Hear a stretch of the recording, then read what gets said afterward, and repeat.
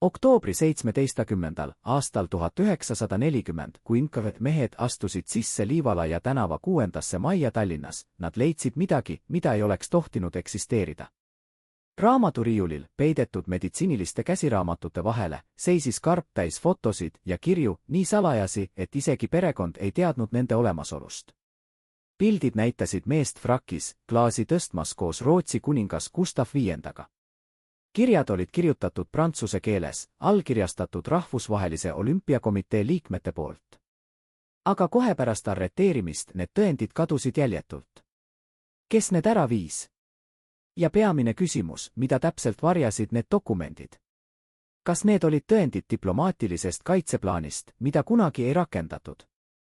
Või hoopis midagi muud, midagi nii kompromiteerivat, et isegi okupatsioonivõim kartis nende avalikuks tulekut? Friedrich Karl Akel ärkas sel hommikul kell 7, nagu alati. Ta ei teadnud, et tema elu jääb veel 30 tundi. 70 aasta jooksul oli ta olnud silmaarst, kes ravis tasuta vaeseid. Riigivanem, kes pääses napilt kommunistide mässust. Diplomaat, kes istus kuningate laudade taga Stockholmis ja Genfis. Rahvusvahelise Olümpiakomitee liige, esimene eestlane selles ametis. Mees, kes kandis fraaki nii loomulikult, nagu teised kannavad töökitlit. Aga sel oktoobrikuu hommikul, kui ta vaatas aknast välja Liivalaia tänavale, kus juba kogunesid varjud, ta ei näinud ohtu. Silmaarst, kes oli pühendanud elunägemise taastamisele, oli ise pime oma saatuse ees. Kuidas on võimalik, et mees, kes luges diplomaatilisi signaale Euroopa saalides, ei suutnud lugeda märke oma kodus? Või võib-olla ta nägi neid väga hästi, aga valis jäämist. Tema abikaasa Adele seadis hommikusöögilauale kohvi ja leiba. Nad ei rääkinud palju, pärast 40 aastat abielu ei vajanud sõnu. Aga õhus oli midagi muud, midagi rasket. Naabrid olid kadunud üks teise järel. Eile õhtul oli kuulda autode müra ja samme trepil. Adele vaatas oma meest ja nägi esimest korda tema kätevärinat. Need käed, mis olid teinud tuhandeid silmaoperatsioone, mis olid allkirjastanud riiklikke dokumente, mis olid raputanud kuningate käsi, need värisid nüüd kohvitassi kohal. Friedrich pani tassi tagasi alustaldrikule liiga ettevaatlikult, nagu kartes, et iga heli võib kutsuda saatust. Ja saatus tuli täpselt kell 9:33, 3 mehe näol, kes ei koputanud uksele, vaid lõid selle lahti. Nad ei andnud talle aega riietuda korralikult. Mees, kes oli harjunud kandma üksnes käsitsi õmmeldud ülikondi, pidi minema vangikongidesse koduses jakis. Adele üritas anda talle raamatut, aga üks meestest lõi selle tema käest välja. Kus te teda viite, küsis naine. Selgituste andmiseks, vastas noorem ohvitser, aga tema silmad ütlesid midagi muud. Friedrich vaatas veel kord oma kabinetti, riiuleid täis meditsiinilisi raamatuid saksa, prantsuse ja inglise keeles, seinal diplom Tartu Ülikoolilt, laual foto kuningas Gustaviga. Ta teadis, et ei näe neid enam kunagi. Kui uks tema selja taga sulges, Adele kuulis ainult samme, mis kaugusid trepil. Ta ei teadnud, et need olid viimased sammud, mida ta oma mehest kunagi kuuleb. 9 kuud hiljem küüditati tema ise Siberisse, teadmata, et Friedrich oli juba surnud. Kas keegi neist, kes viisid Akeli minema sel oktoobri hommikul, mõtles, et see mees oli kunagi istunud Genfi konverentsisaalides? Või oli see täpselt see, miks ta pidi kaduma? Pagari tänava keldris ei olnud aknaid. Friedrich istus betoonseinaga ruumis, kus hais oli segu uriinist, verest ja niiskusest. 30 aastat tagasi oli ta istunud Stockholmi kuninglikus palees, kus teenrid kandsid šampanjat hõbekannudel. 20 aastat tagasi oli ta korraldanud kuningas Gustav V visiiti Eestisse, sündmust, mis oli noor vabariik tõstnud Euroopa diplomaatilisele kaardile. 10 aastat tagasi oli ta Genfis, Rahvusvahelise Olümpiakomitee liikmena, arutanud spordi tulevikku koos maailma mõjukaimate inimestega. Nüüd istus ta keldris, kus ainus valgus tuli poolpimestavast lambist laes. Uurija, kelle nimi oli Idel Jakobson, istus tema vastas ja luges süüdistust. Aktiivne võitlus revolutsioonilise liikumise vastu. Friedrich kuulas ja mõistis, et need sõnad on surmaotus. Ta mõtles ühele detsembripäevale aastal 1924, kui kommunistid olid ründanud riigivanema residentsi Toompeal. Ta oli peitnud end koos adjutandiga, kuulates, kuidas mässajad jooksid ringi tema elutoas, otsides teda. Siis oli ta pääsenud. Nüüd ei olnud kuhugi põgeneda. Ülekuulamised kestsid nädalaid. Nad küsisid tema kohta kõike, tema aega riigijuhina, tema sidemeid Rootsiga, tema tegevust olümpiakomitees. Aga kõige rohkem huvitas neid üks küsimus, kes veel osales vandenõus. Friedrich ei mõistnud, millisest vandenõust nad räägivad. Tema elu oli olnud avalik, iga kohtumine, iga kõne, iga diplomaatiline visiit oli dokumenteeritud ajalehtedes. Aga Inkovet loogika ei vajanud tõendeid. Piisas sellest, et ta oli olnud riigivanem. Piisas sellest, et ta oli tundnud kuningaid. Piisas sellest, et ta oli esindanud Eestit maailmas. Iga vastus, mida ta andis, muutus uueks süüdistuseks. Kui ta ütles, et kuningas Gustav oli tema isiklik sõber, kirjutati protokolli, tunnistas sidemeid välisriikide monarhidega. Kui ta rääkis oma tööst olümpiakomitees, lisati, osales rahvusvahelistes organisatsioonides, mille eesmärk oli Nõukogude riigi isoleerimine. Tõde ei omanud tähtsust. Oluline oli ainult see, et ta sobis kategooriasse rahvavaenlane. Keldris oli veel teisi vange. Friedrich kuulis öösiti karjeid läbi seinte. Mõned hääled olid tuttavad, endised kolleegid, poliitikud, ohvitserid. Kõik need, kes olid ehitanud Eesti Vabariiki, olid nüüd siin, ühes ja samas keldris, oodates sama lõppu. Üks neist oli endine välisministeeriumi ametnik, kes sosistas läbi seina, kas sa arvad, et keegi tuleb meid päästma? Friedrich ei vastanud. Ta teadis, et maailm oli juba sõjas. Rootsi, tema kunagine sõber, oli neutraalne ja vaikis. Inglismaa ja Prantsusmaa võitlesid Hitleri vastu. Keegi ei tulnud. Keegi ei teadnud isegi, et nad siin on, ajalugu oli neid juba unustanud. Aga üks küsimus ei andnud talle rahu, kas kuningas Gustav teadis, mis temaga juhtus? Kas keegi Stockholmis luges ajalehti ja mõtles, kus on Friedrich Akel? Või oli tema nimi juba kustutatud kõigist nimekirjadest, nagu ta poleks kunagi eksisteerinudki? 3. juulil aastal 1941 Friedrich Akel kuulis esimest korda kauget mürinat. Saksa väed lähenesid Tallinnale. Inkovet teadis, et neil on jäänud ainult päevad, võib-olla tunnid. Keldrites algas kiire tegevus, vange toodi välja ükshaaval. Mõned tulid tagasi, teised mitte. Friedrich mõistis, et tema kord tuleb varsti. Kui uks lõpuks avanes, ta seisis püsti nii sirge seljaga, kui suutis. 70 aastat vana mees, kes oli kaotanud 20 kilo, kelle ülikond rippus tal seljas nagu kotil, aga kes keeldus kummardamast. Nad viisid ta mitte ülekuulamistuppa, vaid teise ruumi. Seal ei olnud lauda ega toole. Ainult sein ja üks mees püstoliga. Friedrich mõtles viimastel sekunditel oma naisele Adelele. Ta ei teadnud, et ka tema saadetakse varsti Siberisse. Ta mõtles oma lastele. Ta mõtles kuningas Gustavile ja nendele päevadele Stockholmis, kui maailm tundus nii tsiviliseeritud, nii kindel. Ja siis ta mõtles ühele lausele, mida oli kuulnud kunagi Genfis, ajalugu ei unusta. Aga kas see oli tõsi? Või unustatakse mõned inimesed siiski, matavad neid nimedeta haudadesse, kustutavad nende jäljed nii põhjalikult, et isegi hauakivi ei jää. Pauk kõlas kell 13:42. Väljaspool keldrit jätkas Tallinn oma elu, inimesed käisid tööl, lapsed mängisid tänavatel, tramm sõitis mööda Pärnu maanteed. Keegi ei kuulnud seda pauku. Keegi ei teadnud, et üks Eesti Vabariigi rajajaid oli just surnud. Friedrich Akeli keha viidi ära koos 10 teistega. Täpne koht on siiani teadmata. Mõned ütlevad, et Pagari tänava keldri tagaues. Teised, et Pirita Kose metsas, kus Inkovet oli kaevand massihauad. Kolmandad, et Liiva kalmistu ühishauas, kus puhkavad sajad nimeta ohvrid. Tema perekond otsis teda läbi Punase Risti aastakümneid. Nõukogude võim vastas alati sama fraasiga, saadetud kaugematesse laagritesse ilma kirjavahetuse õiguseta. See oli kood. See tähendas surnud. Aga keegi ei öelnud seda otse. Keegi ei näidanud hauda. Keegi ei andnud keha tagasi. Mees, kes oli istunud kuningate kõrval, kellel oli olnud kabinet välisministeeriumis, kelle nimi oli olnud rahvusvahelise olümpiakomitee nimekirjas, see mees kadus nii täielikult, nagu ta poleks kunagi elanudki. Täna, rohkem kui 80 aastat hiljem, Tallinna siselinna kalmistul on väike mälestustahvel. Seal on kirjas Friedrich Akel, 1871–1941. Aga seal ei ole hauda. Ei ole luud. Ei ole kohta, kuhu panna lilli.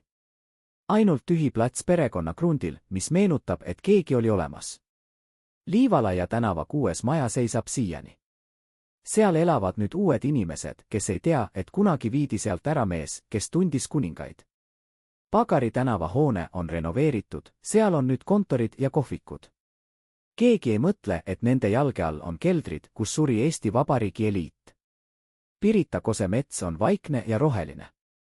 Seal jalutavad inimesed koertega, ei teades, et nende sammud võivad astuda üle nimeta haudade. Ajalugu ei unusta, ütlevad nad. Aga kas see on tõsi? Või unustab ajalugu just neid, kes ei mahu lihtsatesse kategooriatesse, ei kangelastesse ega kurjategijatesse, vaid jäävad kuhugi vahele, inimesteks, kes lihtsalt elasid, teenisid oma riiki ja surid vaikides. Üks küsimus jääb õhku rippuma. Kui Friedrich Akel istus Stockholmi palees, klaas šampanjat käes, kuningas Gustav kõrval, kas ta kujutas ette, et 10 aastat hiljem sureb ta Nkvat keldris? Kas ta mõtles kunagi, et tema elu lõpeb mitte diplomaatilise pensioniga Genfis, vaid kuuliga kuklas Tallinnas? Või uskus ta siiralt, et tsivilisatsioon, mida ta esindas, haridus, kultuur, rahvusvaheline õigus, kaitseb teda? Ja kui ta mõistis lõpuks, et ei kaitse, mis ta tundis? Pettumust? Viha? Või lihtsalt kurbust selle üle, et maailm, milles ta uskus, ei eksisteerinud tegelikult kunagi? Need küsimused jäävad vastuseta, sest mees, kes teadis vastuseid, puhkab kuskil nimetuna ja ainus, mis temast jäi, on mälestustahvel ilma hauata. Kas see on piisav?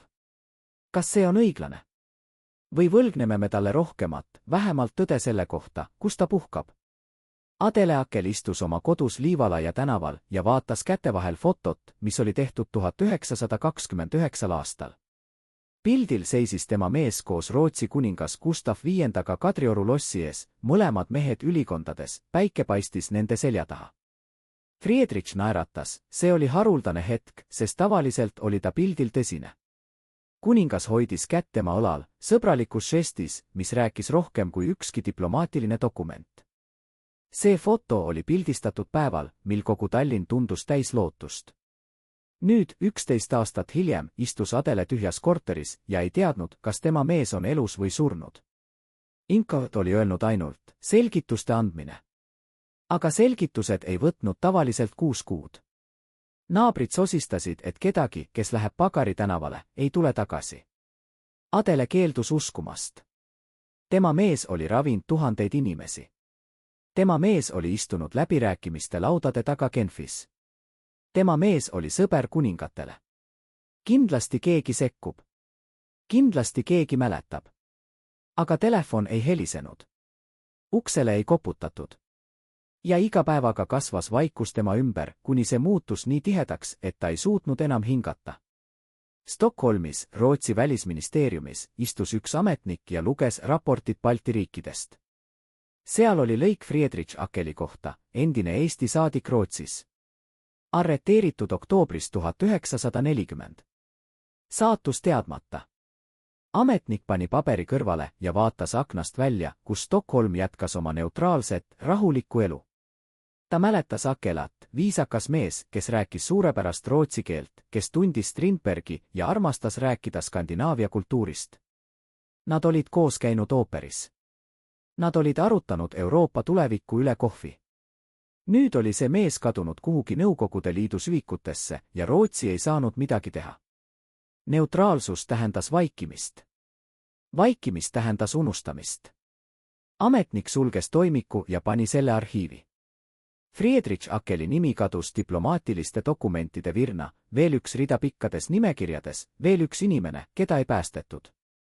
Kas keegi Rootsis tundis süüd? Kas kuningas Gustav, kes oli kunagi nimetanud Akelat oma sõbraks, küsis kunagi, mis temast sai? Või oli sõprus ainult diplomaatiline žest, mis kestis seni, kuni see oli poliitiline kasulik? Friedrichi lapsed, 2 täiskasvanud last, kes elasid eraldi, said esimese teate oma isa kohta alles 1941. aastal mais. Mitte Nkvdelt, vaid naabrilt, kes oli näinud nimekirja küüditatavatest. Teie ema on nimekirjas, sosistas naine. Homme õhtul. Lapsed jooksid Liivalaia tänavale, aga oli juba hilja. Adele istus oma kohvris peal, käed süles, vaadates seina. Kas sa tead midagi isast, küsis tütar. Adele raputas pead. Nad ütlesid, et ta on laagris. Ilma kirjavahetuse õiguseta. Tütar mõistis, mis see tähendas, aga ei öelnud seda valjusti. Nad istusid koos kogu öö, rääkides mälestustest, kuidas isa oli õpetanud neid lugema, kuidas ta oli toonud neile kingitusi välisreisidelt, kuidas ta oli istunud õhtuti oma kabinetis ja lugenud meditsiinilisi ajakirju prantsuse keeles. Hommikul tuli veoauto. Adele astus sinna ilma nututa, selg sirge, nagu oleks ta minemas diplomaatilisele vastuvõtule, mitte Siberisse. Viimased sõnad, mida ta ütles oma lastele, olid, kui teie isa tuleb tagasi, öelge talle, et ma ootan. Aga Friedrich ei tulnud kunagi tagasi. Ja Adele suri Siberis 3 aastat hiljem, teadmata, et tema mees oli surnud juba enne tema küüditamist. Pagari tänava keldris, päevad enne Friedrichi hukkamist, toimus midagi ebatavalist. Üks nooremaid NKVD ohvitsere, kelle nimi on kadunud ajalukku, tuli tema kambri juurde ja jäi sinna seisma.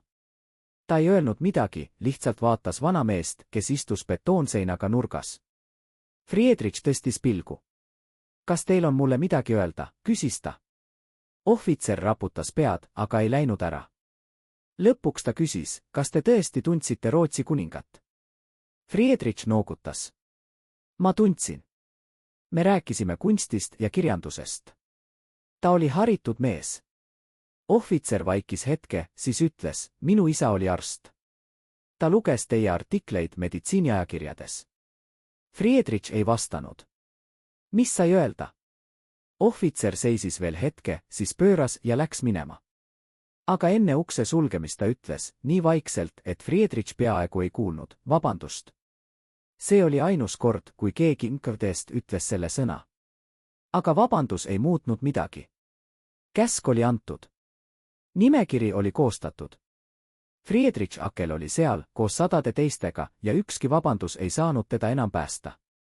3. juulil, mõni tund enne hukkamist, Friedrich palus paberit ja pliiatsi. Üllatuseks anti talle. Ta kirjutas lühikese kirja oma perele. Seal ei olnud süüdistusi ega viha. Ainult lihtsad laused, ma mõtlen teile. Ma loodan, et te elate hästi. Ärge unustage, et haridus on ainus asi, mida teilt ei saa ära võtta. Ta allkirjastas selle ja andis ohvitseri kätte. Kas see jõuab nendeni, küsis ta. Ohvitser ei vastanud. Kiri ei jõudnud kunagi pereni. See põletati koos teiste dokumentidega, kui Saksa väed lähenesid. Aga üks lause sellest kirjast jäi elama, sest üks vang, kes oli kõrvalruumis, kuulis Friedrichi seda valjusti lugemas. See vang jäi ellu, küüditati Siberisse, aga tuli tagasi 20 aastat hiljem. Ta rääkis Friedrichi lastele sellest lausest, haridus on ainus asi, mida teilt ei saa ära võtta. Kas Friedrich uskus sellesse tõesti? Või oli see lihtsalt viimane katse anda oma lastele midagi, millesse uskuda, kui kõik muu on kadunud? Täna, kui kõnnid mööda Liivalaia tänavat, ei ole seal mälestustahvlit. Maja number 6 on renoveeritud, seal on kaasaegsed korterid, inimesed elavad oma elu, teadmata, et kunagi viidi sealt ära mees, kes oli istunud kuningate kõrval. Pagari tänav on muutunud modernseks ärikeskuseks, seal on kohvikud, kus inimesed joovad latteid ja räägivad igapäevastest asjadest. Keegi ei mõtle, et nende jalge all on keldrid, kus suri Eesti Vabariigi eliit. Pirita Kose mets on populaarne jalutuskoht, pered tulevad sinna nädalavahetustel, lapsed mängivad, koerad jooksevad. Aga mõnes kohas, kui vaadata tähelepanelikult, on maapind ebaühtlane, nagu oleks seal kunagi midagi maetud ja siis tasandatud. Arheoloogid on öelnud, et seal võivad olla massihauad, aga täpset kaevetööd ei ole tehtud. Liiga kallis. Liiga keeruline. Liiga palju aega on möödunud. Ja nii jäävadki need hauad nimeta, need inimesed unustatud, nende lood rääkimata. Aga üks asi on jäänud. Rahvusvahelise olümpiakomitee arhiivis Lausanne'is on siiani Friedrich Akeli nimi liikmete nimekirjas. Friedrich Akel, Estonia, 1927–1932. 5 aastat, mil ta esindas väikest riiki suures maailmas. 5 aastat, mil ta istus koos inimestega, kes uskusid, et sport võib ühendada rahvaid, et kultuur võib olla tugevam kui poliitika. Kas ta uskus sellesse tõesti? Või mõistis ta juba siis, et maailm liigub sõja poole, et kõik need ilusad sõnad Genfis on ainult sõnad, mis kaovad esimese kuuliga. Tema nimi on seal, arhiivis, trükitud ilusas kirjas, ametlikus dokumendis. Aga keegi ei tea, kus on tema luud. Keegi ei tea, kus on tema viimane puhkepaik. Mees, kellel oli nimi rahvusvahelises organisatsioonis, ei oma hauda oma kodumaal. Kas see on õiglane? Kas see on see, mida me võlgneme neile, kes ehitasid meie riiki? Või oleme me lihtsalt unustanud, sest unustamine on lihtsam kui mäletamine? Aastal 1938, kui Friedrich Ackel oli 67-aastane, tema isiklik arst märkas midagi murettekitavat. Käed, mis olid teinud tuhandeid silmaoperatsioone absoluutse täpsusega, värisid nüüd kergelt pärast pikki päevi. Selg, mis oli alati olnud sõjaväelaslikult sirge diplomaatilistel vastuvõttudel, hakkas kummarduma. Nägu, mis vaatas vastu peeglist, oli muutunud kõhnaks, silmaalused tumedad. Te peate puhkama, ütles arst. Friedrich raputas pead. Mul ei ole aega puhata. Aga tõde oli teine, tal ei olnud aega vananeda. Eesti Vabariik oli noor, habras, ümbritsetud vaenlastest. Iga diplomaatiline samm, iga läbirääkimine, iga visiit oli võitlus riigi ellujäämise eest. Tema keha maksis selle eest hinda. 20 aastat lõputuid reise, lõputuid pingutusi, lõputuid öid, mil ta luges dokumente ja kirjutas kirju, üritades hoida Eestit maailmakaardil. Tema süda oli väsinud. Tema käed värisid. Aga ta ei peatunud, sest peatumine tähendas tunnistamist, et aeg on möödas, et tema põlvkond on kaotamas. 1940. aastal, kui Nõukogude väed tulid, Friedrich oli juba 69-aastane. Tema kolleegid, noored poliitikud, põgenesid Rootsi, Saksamaale, kuhu iganes. Nad palusid teda kaasa tulla. Teil on kontaktid Stockholmis. Kuningas aitaks teid. Aga Friedrich jäi. Miks? Kas ta uskus, et tema vanus kaitseb teda? Kas ta uskus, et tema meditsiinitaust, arst, kes oli ravinud vaeseid tasuta, annab talle immuunsuse? Või oli see lihtsalt väsimus, nii sügav, et põgenemise mõte tundus võimatu? Tema abikaasa Adele küsis sama küsimust, miks me ei lähe? Friedrich istus oma kabinetis, vaatas riiuleid täis raamatuid ja vastas, kuhu me läheme. See on meie kodu. Siin on meie elu. Aga tema hääl väris ja Adele mõistis, et see ei olnud kindlus, see oli lootusetusse alistumine. Mees, kes oli kogu elu võidelnud, oli lõpuks liiga väsinud võitlemiseks. Tema keha oli öelnud, eid enne, kui tema vaim jõudis otsustada. NKVD arhiivides, mis avati alles 90. aastatel, on Friedrich Ackeli toimik. Seal on fotod, mees, kes kaalub 52 kilogrammi, kuigi tema pikkus on 178 sentimeetrit. Mees, kes näeb välja 20 aastat vanem kui tema tegelik vanus. Ülekuulamiste protokollides on märkused, vang on nõrk. Vajab meditsiinilist abi. Aga abi ei tulnud. Selle asemel jätkusid ülekuulamised öösiti, kui keha on kõige nõrgem, kui meel ei suuda enam vastu panna. Idel Jakobson, uurija, küsis ikka ja jälle, kes veel osales vandenõus. Friedrich kordas, ei olnud mingit vandenõu. Aga tema hääl muutus iga päevaga nõrgemaks, kuni see oli ainult sosistus. Tema käed, mis olid kunagi hoidnud skalpelli kindlalt, värisid nüüd pidevalt. Tema silmad, mis olid diagnoosinud tuhandeid haigusi teistel, ei suutnud enam fokuseerida. Silmaarst, kes oli pühendanud elu nägemisele, kaotas oma nägemise viimastes nädalates, mitte füüsiliselt, vaid vaimselt. Ta ei näinud enam tulevikku. Ta ei näinud enam lootust. Ta nägi ainult betoonseindu ja üht ja sama küsimust, kes veel? Aga kõige kohutavam ei olnud füüsiline valu. Kõige kohutavam oli teadmine, et kusagil Stockholmi arhiivides olid dokumendid, mis võinuks teda päästa. Kirjad kuningas Gustafile. Diplomaatilised raportid, mis tõestasid tema lojaalsust rahvusvahelisele õigusele. Meditsiinilised artiklid, mis näitasid tema panust teadusesse.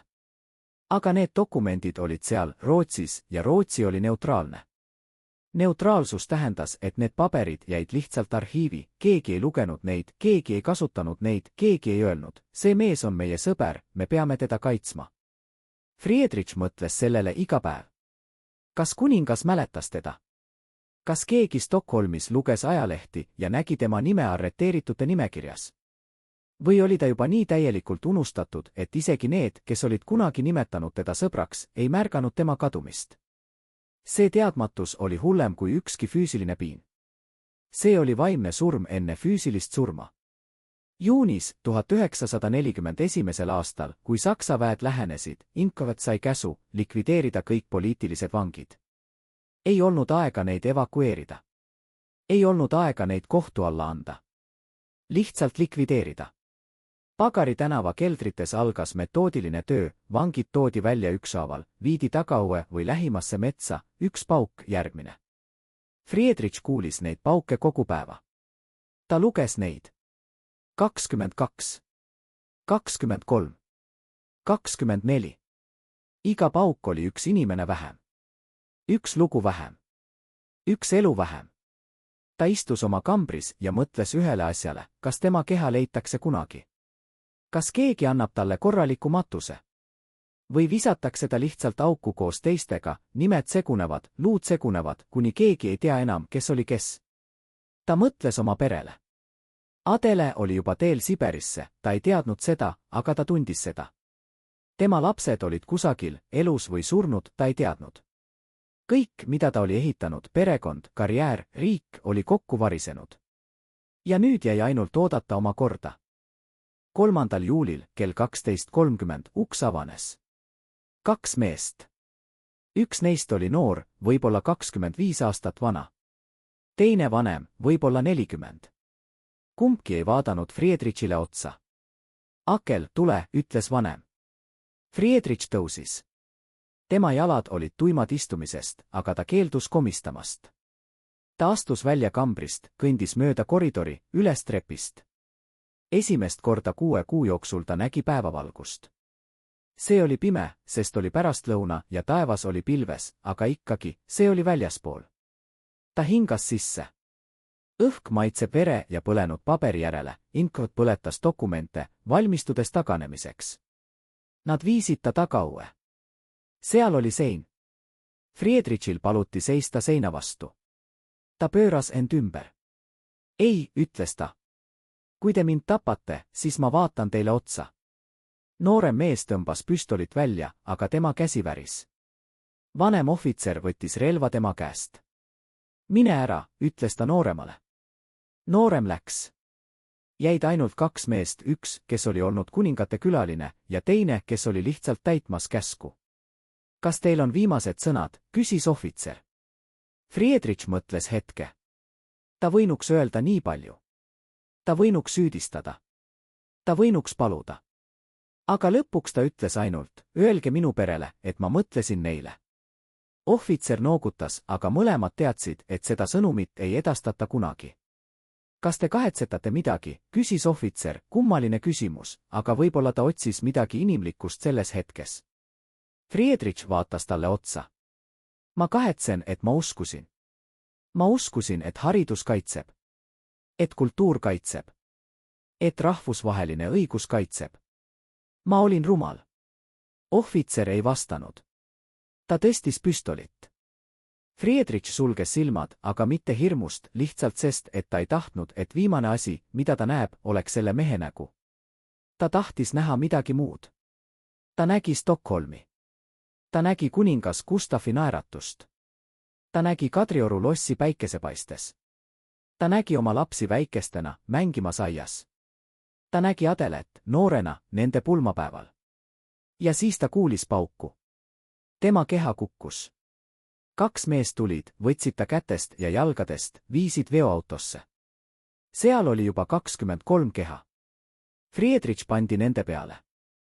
Veoauto sõitis. Kuhu keegi ei tea täpselt. Mõned ütlevad Pirita kose. Teised ütlevad Liiva kalmistu. Kolmandad ütlevad, et keldri tagaõues oli kaevatud auk ja kõik pandi sinna, siis kaeti mullaga ja tasandati. Täpset kohta ei tea keegi, sest need, kes kaevanud augu, kas tapeti hiljem ise või viidi Venemaale. Dokumendid põletati. Kaardid hävitati. Jäi ainult vaikus. Ja selles vaikuses kadus Friedrich Akel, mees, kes oli olnud riigivanem, välisminister, saadik, rahvusvahelise olümpiakomitee liige, kuningate sõber. Kadus nii täielikult, nagu ta poleks kunagi eksisteerinudki. Tema nimi jäi ainult paberitele, sünnitunnistus, diplom, ametlikud dokumendid. Aga tema keha, tema luud, tema viimane puhkepaik, need kadusid ajalukku, nimeta, märkimata, unustatud. Aga üks asi ei kadunud. Pärast sõda, kui Eesti oli jälle okupeeritud, seekord 50 aastat, üks naine tuli Liivalaia tänava 6. maja juurde. Ta oli vana, üle 80, aga ta mäletas. Ta oli olnud Friedrich Akeli patsient, ta oli olnud pime ühel silmal ja Akel oli teinud operatsiooni tasuta, sest naisel ei olnud raha. Operatsioon oli õnnestunud. Naine oli saanud nägemise tagasi. Nüüd, 50 aastat hiljem, ta seisis maja ees ja pani sinna lille. Keegi ei küsinud, miks. Keegi ei teadis, kelle jaoks. Aga naine teadis. Ja iga aasta, kuni ta suri 90-ndatel, ta tuli sinna ja pani lille. Väike žest, tähendusetu suures ajaloos. Aga võib-olla mitte täiesti tähendusetu. Võib-olla see oli ainus asi, mis hoidis Friedrich Akeli mälestust elavana, mitte diplomaatilised dokumendid, mitte ajalooraamatud, vaid ühe vana naise mälu, kes mäletas, et keegi oli kunagi aidanud teda näha. Täna, rohkem kui 80 aastat pärast Friedrich Akeli surma, on üks küsimus, mis ei kao. Kes võitis? Kes sai kõik pärast tema surma? Vastus on lihtne ja kohutav, need, kes teda tapsid. Inkavad ohvitserid, kes viisid läbi ülekuulamisi, said edutusi. Idel Jakobson, peamine uurija, jätkas oma karjääri, sai medaleid, pensionile läks austatud mehena. Need, kes kaevand massihauad, said oma palga. Need, kes põletasid dokumendid, said oma palga. Süsteem, mis tappis Friedrich Akeli, jätkas toimimist veel 50 aastat. Ja mis kõige hullem, paljud neist, kes osalesid, ei saanud kunagi karistust. Nad elasid oma elu, said pensioni, surid oma voodites, diivanitest. Samal ajal kui Friedrich Akel puhkab kuskil nimetuna, need, kes ta sinna panid, puhkavad korralike hauakividega, nimed kirjas, kuupäevad kirjas. Kas see on õiglane? Ei. Aga kas ajalugu on kunagi õiglane? Või on ajalugu lihtsalt nimekiri sellest, kes jäi ellu, kes kirjutas oma versiooni esimesena, kes hävitas tõendid kõige kiiremini? Aga on veel üks küsimus, mis on isegi olulisem. Miks me räägime sellest täna? Miks me ei lase Friedrich Akelil lihtsalt puhata oma nimetus hauas? Vastus on lihtne, sest kui me unustame tema, me unustame kõik teised. Me unustame tuhanded, kes surid samamoodi, nimeta, märkimata, unustatud. Me unustame, et Eesti Vabariik ei olnud ainult riik paberil, see oli inimesed, kes ehitasid seda, kes uskusid sellesse, kes surid selle eest. Ja kui me unustame neid, me ütleme, et nende elu ei omanud tähtsust. Et nende surm ei omanud tähtsust. Et ajalugu on ainult võitjate lugu ja kaotajad võivad kaduda. Aga kas me tahame elada maailmas, kus see on tõde? Kas me tahame öelda oma lastele, ajalugu kuulub neile, kes tapavad kõige efektiivsemalt? Või tahame me öelda midagi muud, et iga elu omab tähtsust, et iga nimi väärib mäletamist, et isegi kui keha on kadunud, lugu peab jääma? Friedrich Akel ei saa enam vastata. Tema hääl vaikis 3. juulil 1941. aastal kell 12:42. Aga meie saame vastata tema eest. Me saame öelda tema nime. Me saame rääkida tema lugu. Me saame nõuda, et tema haud leitakse, et tema luud identifitseeritakse, et tema nimi pannakse hauakivile, mitte ainult mälestustahvlile. See on väikseim asi, mida me võlgneme talle. Väikseim asi, mida me võlgneme kõigile neile, kes kadusid. Sest kui me ei tee seda, siis kes teeb? Ja kui mitte nüüd, siis millal? Ajalugu ei oota. Tunnistajad surevad. Dokumendid hävivad. Ja iga päevaga, mis möödub, kaob veel üks tükk tõest. Kas me laseme sellel kaduda? Või võitleme me selle eest, et tõde jääks ebamugav, valus, aga tõde? Kujutage ette, te olete üks vähestest inimestest, kes teadis kõike Friedrich Akeli kohta. Iga meditsiiniline saladus, iga põgenemisplaan, iga salajane tunnel Tallinna all.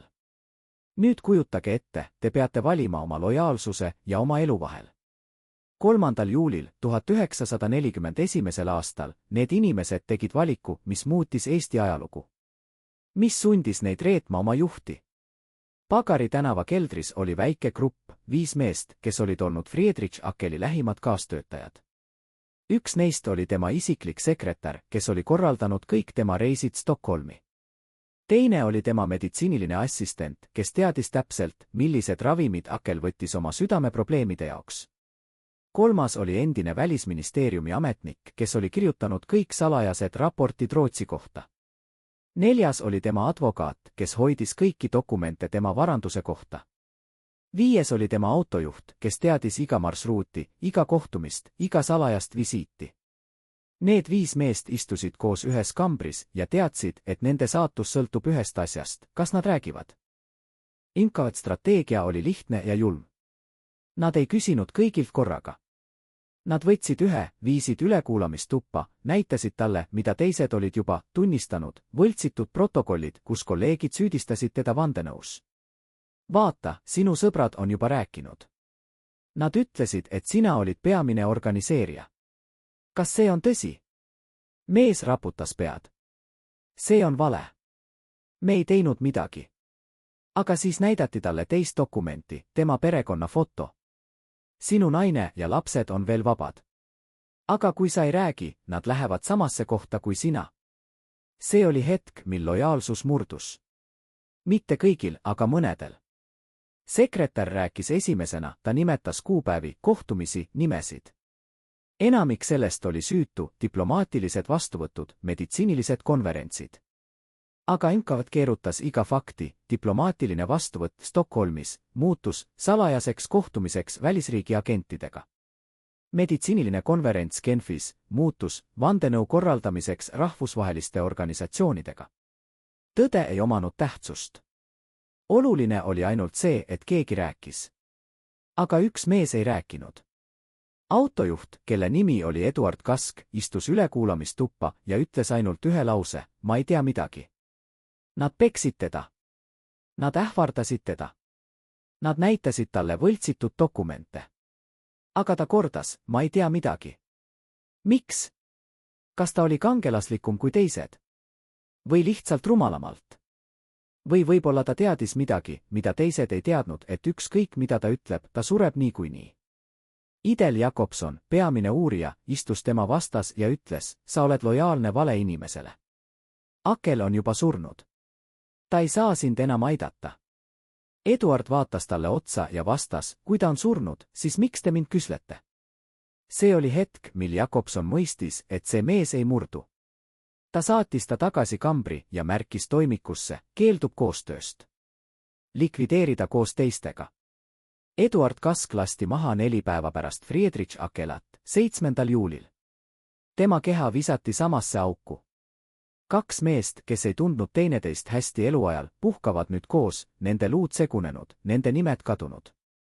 Juunis 1941. aastal, kui Saksa väed olid juba Läti piiril, Inkavat sai paanikat. Neil oli tuhandeid vange, keda ei jõutud evakueerida. Neil oli dokumente, mida ei jõutud põletada. Neil oli massihauad, mida ei jõutud varjata. Ja neil oli üks suur probleem, tunnistajad.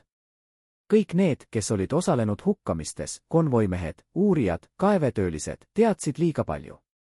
Lahendus oli radikaalne, likvideerida ka nemad.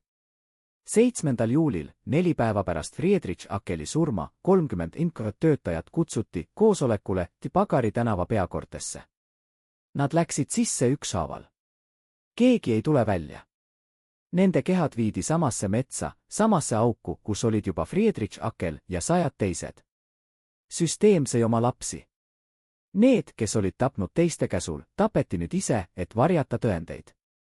Ja nii jätkus tsükkel, tapmine, varjamine, kuni lõpuks ei jäänud kedagi, kes teadis täielikku tõde. Ainult killud, ainult kuuldused, ainult nimed dokumentides, mida hoiti lukustatud arhiivides 50 aastat. Aga üks dokument jäi alles. See oli leitud alles 1990. aastal, kui Eesti taasiseseisvus ja arhiivid avati. Väike märkmik, peidetud Pagari tänava keldri seina taha, kirjutatud pliiatsiga peaaegu loetamatul käekirjal. Seal oli nimekiri, 123 nime, kuupäevad, kellaaeg. Friedrich Akel, 3. juuli, 12.42.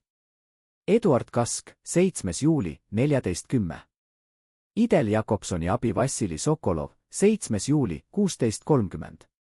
Kes kirjutas selle nimekirja? Miks ta selle peitis? Kas ta lootis, et keegi leiab selle kunagi ja tõde tuleb välja? Või oli see lihtsalt viimane katse säilitada oma inimlikkust, tunnistada, et need, keda ta aitas tappa, olid inimesed, mitte numbrid? Märkmikku uuriti, aga käekiri ei vastanud ühegi teadaoleva töötaja omale. See jääb saladuseks. Aga see nimekiri on nüüd Eesti Rahvusarhiivis kättesaadav kõigile. Ja seal 53. reana on nimi Friedrich Karlakel. Mitte rahvavaenlane number 23. Mitte vandenõulane. Lihtsalt nimi. Ja võib-olla see on kõige olulisem asi, mis sellest kohutavast ajast jäi, tunnistus, et keegi, isegi seal, selles põrgus, mäletas, et ohvrid olid inimesed. Aga kõige valusamaks teeb selle asjaolu, et me teame, kus on tema tapjad. Idel Jakobson, peamine uurija, kes viis läbi Friedrich Akeli ülekuulamisi, suri 1973. aastal Moskvas oma voodis 82-aastaselt. Ta sai riikliku matuse, medal rinnale, nekroloog Pravdas. Tema haud on Moskva Novodevitši kalmistul, korralik hauakivi, nimi kuldtähtedega. Samal ajal kui Friedrich Akel puhkab kuskil nimetuna, tema tapja puhkab austusega. Kas see on õiglane? Ei. Aga kas me saame seda muuta? Ei. Ainus asi, mida me saame teha, on mäletada. Öelda nimed valjusti. Nõuda, et tõde ei kaoks. Ja küsida küsimusi, mis ei lase meil unustada, kes võitis. Kes kaotas? Ja kas võitjad olid tõesti need, kes jäid ellu? Või olid tõelised võitjad need, kes surid, keeldudes reetmast oma põhimõtteid, oma riiki, oma inimlikkust? Pärast Friedrich Akeli surma tema perekond lagunes. Abikaasa Adele suri Siberis 1944. aastal, 3 aastat pärast küüditamist, teadmata kunagi, et tema mees oli surnud juba enne tema lahkumist Eestist. Tema lapsed elasid üle sõja, tulid tagasi Eestisse, aga ei rääkinud kunagi avalikult oma isast, liiga ohtlik nõukogude ajal. Alles 90-ndatel, kui Eesti sai taas vabaks, nad hakkasid otsima vastuseid. Nad leidsid dokumendid Rahvusarhiivist. Nad nägid hukkamisotsust. Nad lugesid ülekuulamiste protokolle. Aga nad ei leidnud kunagi hauda. Tütar, kes oli viimane elus jäänud pereliige, suri 2008. aastal, 93-aastaselt. Tema viimased sõnad olid, ma tahan teada, kus mu isa puhkab. Aga keegi ei suutnud talle seda öelda. Need, kes reetsid Friedrichi, said erinevaid saatusi. Sekretär, kes rääkis esimesena, lasti maha 2 nädalat hiljem, tema koostöö ei päästnud teda. Vennapoeg, kes allkirjastas protokolli, suri samal päeval kui Friedrich. Ainult üks inimene jäi ellu, meditsiiniline assistent, kes küüditati Siberisse, aga tuli tagasi 20 aastat hiljem. Ta elas Tallinnas vaikselt, ei rääkinud kunagi sellest ajast, suri 1980. aastal. Tema matustel ei olnud peaaegu kedagi. Aga tema taskus leiti väike foto, Friedrich Akel, noorena, valges arstikitlis. Foto oli kulunud, nagu oleks seda puudutatud 1000 kordi. Kas see oli süütunne? Või lihtsalt mälestus ajast, mil maailm tundus parem? Eesti riik, mille nimel Friedrich Akel töötas kogu oma elu, kadus koos temaga. 50 aastat okupatsiooni. 50 aastat, mil tema nime ei tohtinud mainida. 50 aastat, mil tema panus oli kustutatud ajalooraamatutest. Alles 1990, kui Eesti taasiseseisvus, hakati tema lugu taas rääkima. Aga siis oli juba hilja, tunnistajad surnud, dokumendid hävitatud, hauad kadunud. Jäi ainult killud, mida üriti kokku panna nagu purunenud peeglit. Aga mõned tükid puuduvad igavesti. Täna, kui kõnnid mööda Tallinna tänavaid, sa ei näe Friedrich Akelat. Ei ole tänavanime tema auks. Ei ole monumenti. Ei ole muuseumi. On ainult väike mälestustahvel kalmistul ja mõned read ajalooraamatutes. Aga võib-olla see ongi kõige ausam mälestus, mitte suur monument, vaid vaikne tunnistus, et keegi oli olemas, keegi üritas, keegi uskus. Ja keegi maksis selle eest kõrgeima hinna. Aga üks küsimus jääb, küsimus, mis ei kao isegi pärast 80 aastat, kes tegelikult vajutas ajaloo päästikule. Kes andis käsu? Kes kirjutas nimekirja? Kes otsustas, et Friedrich Akel peab surema? Kas see oli Moskva? Kas see oli kohalik ülem? Või oli see lihtsalt süsteem, masin, mis ei vajanud ühtegi konkreetset inimest, vaid töötas ise, hävitades kõike, mis ei sobinud? Vastus on siiani maetud nende samade arhiivide tolmu alla, mis avanesid ainult osaliselt. Ja kuni me ei tea täielikku tõde, kuni me ei leia kõiki haudu, kuni me ei ütle kõiki nimesid valjusti, Friedrich Akeli lugu ei ole lõppenud. See jätkub, ootab, nõuab vastuseid. Sest ajalugu ei ole ainult minevik. Ajalugu on ka tulevik, see, mida me valime mäletada, määrab, kes me oleme.